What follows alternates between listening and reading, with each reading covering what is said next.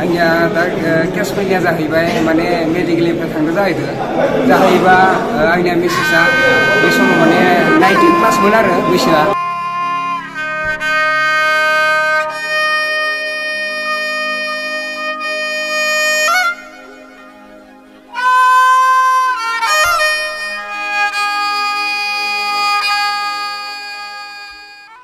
सासे मुस्लिम सुबुङा सास्नि ट्राइबेल हिन्जावफोरखौ जुलि खालामदोंमोन। दा बेखौ हमबाय। खुलुमबाय नोंथांमोनखौ बयखौ बरायबाय। दिनै जों मानि सायाव खोथा सावरायगोन बेखौ नोंथांमोना मिथिखाबाय जानांगौ टाइटेल आरो थाम्बनेलखौ नायनानै। दिनै जोङो गोबां खोथा सावरायगोन जुलि खालामनायनि आरो माखासे आयेननि बेरेखा जुलि खालामग्राफोरा साबैसे हमजाखो बिनि सायावनो जों खोथा सावरायगोन। अब्ला जों गिबियावनो नैबे आसामनि साउथ सालमारा मानकासार डिस्ट्रिक्टनि सासे आइजो बिथांनि फिसाया थैबायमोन। बे मुस्लिम आइजो दै बे आइजोनि मुङानो जाबाय खुशबु बेगम। बेनि फिसाया थैदोंमोन कर'ना भाइरासजों आरो बेखौ आयेननि बेरेखा बे हिन्जावसानि बे हिन्जावनि बिफाया जुलि खालामदोंमोन आरो बेहा गथ' सानैबो दंमोन आरो बे फिसाया थैखांनायनि उनाव बियो न'आव थाबाय दंमोन। दा बियो गावनि बिफाखौ जायबा जुलि खालामना होदों बे गावनि बिफामोन जाहैबाय। गावनि बिफाखौ पुलिसाव हमगोन साननानै गिनानै गावनि जिउखौ गावनो फोजोबबाय। बे मोनसे गिदिर जाथाय आरो गेदेर खौरां। दा बे जाथायनि सायाव सोरखारा मा बुंगोन बेखौ दासिमाव रोखा खालामनाय जायाखै। बेबायदिनो गोबां आइजो माहारिफोरा गाबदों, उन्दु गाबदों। गोबां नुथाय दङ। माखासे नुथायखौनो नुगासिनो जानांगौ। गोबां बिदिनो नुथाय दङ। अब्ला जों दा सावरायगोन बेथ' थांखांबाय। बे जायबा मैयानि जानाय जाथाय खुशबु बेगम बे मुस्लिम मानसि साउथ सालमारा मानकासारनि बे गावनि जिउखौ गावनो फोजोबबाय गावनि बिफाखौ हमजानो गिनानै। मानोना बिनि बिफाया बेखौ जुलि खालामना होदोंमोन। बेनि थाखायनो गावनि बिफाखौ हमजानो गिनानै गावनि जिउखौ गावनो फोजोबबाय। अब्ला जों नैथियाव सावरायगोन माबायाव झारखन्डनि बकाराव जादों। झारखन्डनि बकारा पुलिसा सासे मानसि जाय मानसिया गावखौनो हिन्दु होननानै सास्नि ट्राइबेल हिन्जावसाफोरखौ जुलि खालामदोंमोन नाथाय बियो मुस्लिम मानसिमोन बेखौ दा हमबाय। बिनि मुङानो जाहैबाय बेयो गावनि मुंखौ सन्जय होनना बुङोमोन नाथाय बिनि गुबै मुङानो जाहैबाय आसलाम खान। दा बेखौ एरेस्ट खालामबाय आरो बेयो गोबां हिन्जावसा गथ' हिन्जावसाफोरखौ जुलि खालामदोंमोन आयेननि बेरेखा जुलि खालामदोंमोन आरो आथोन गेलेदोंमोन जेरै जोंनो। दा बेखौ हमबाय आरो दा बेखौ जोबथेसालियाव दैथायहरनाय जाबाय।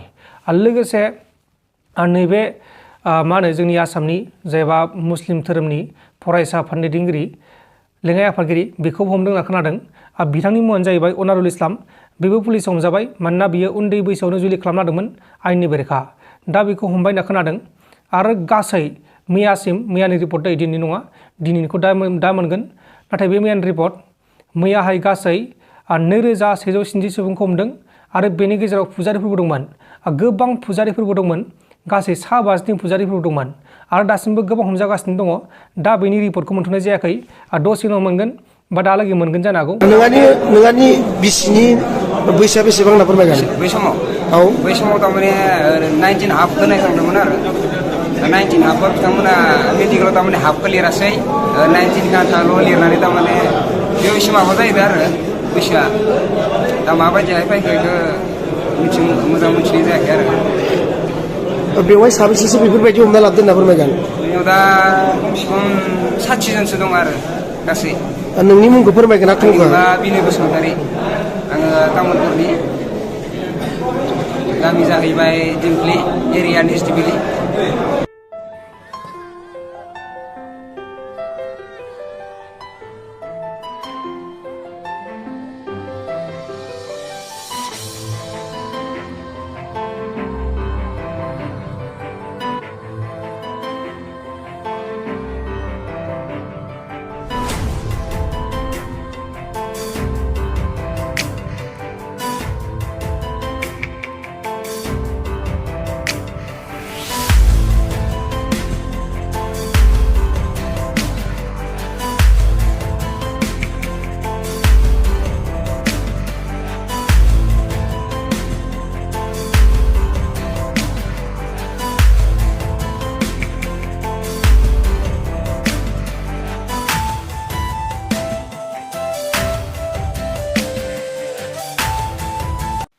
अब्ला लोगोफोर नोंथांमोना नुखांबाय जानांगौ गासै भिडिअखौनो।